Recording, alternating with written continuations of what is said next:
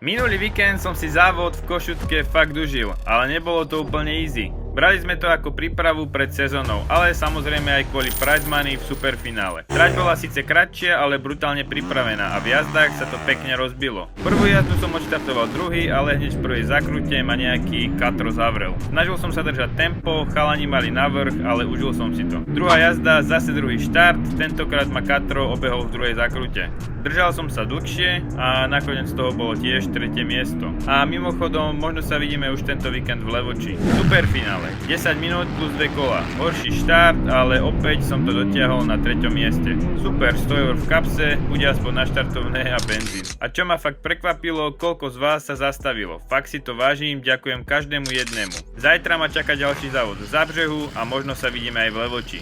Keď ma uvidíš, zastav sa.